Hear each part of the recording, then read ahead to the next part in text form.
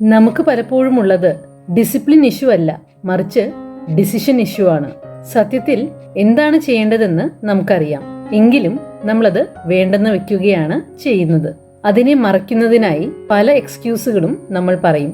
ഞാൻ ട്രൈ ചെയ്യുന്നുണ്ട്, എൻ്റെ മൂഡ് അത്ര ശരിയല്ലായിരുന്നു, കുറച്ചു നാളുകളായി ഭയങ്കര സ്ട്രെസ് ആയിരുന്നു എന്നെല്ലാം. എന്നാൽ യഥാർത്ഥ തീരുമാനത്തിന് പകരം നമ്മൾ നമ്മുടെ കംഫേർട്ടാണ്, സുഖമാണ് തിരഞ്ഞെടുത്തത്. സെൽഫ് കൺട്രോൾ എന്നത് നമുക്ക് ഉണ്ട് ഇല്ല എന്നെല്ലാം പറഞ്ഞ് നിർത്തേണ്ട ഒന്നല്ല, അത് പരിശീലനത്തിലൂടെ കൈവരിക്കേണ്ടതാണ്. ചെയ്യാൻ ഇഷ്ടമില്ലാത്ത കാര്യങ്ങൾ ചെയ്തുകൊണ്ട് ഉണ്ടാക്കിയെടുക്കേണ്ടതാണ്. ഓരോ തവണയും നമ്മൾ നമ്മുടെ ബലഹീനതയെ തിരഞ്ഞെടുക്കുമ്പോൾ അത് ഒരു കാര്യത്തിൽ മാത്രമല്ല നിലനിൽക്കുന്നത്, അത് എല്ലാ മേഖലകളെയും ബാധിക്കുന്നു. നമ്മുടെ ആരോഗ്യം, ശീലങ്ങൾ, ബന്ധങ്ങൾ, സെൽഫ് വർത്ത് എന്നിവയെല്ലാം. സെൽഫ് കൺട്രോൾ ഇല്ലാത്തത് ഒരു തീയാണ്. നമ്മളത് തിരിച്ചറിയുന്നതിനേക്കാൾ മുൻപ് തന്നെ അത് കത്തിപ്പടരുന്നു.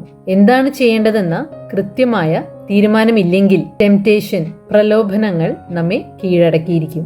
എനിക്കെന്റെ സ്വന്തം വാക്കുകൾ പാലിക്കാൻ സാധിക്കുന്നില്ലെങ്കിൽ ഞാൻ ഉണ്ടാക്കിയെടുക്കുന്ന ഒരു കാര്യവും നിലനിൽക്കുകയില്ല.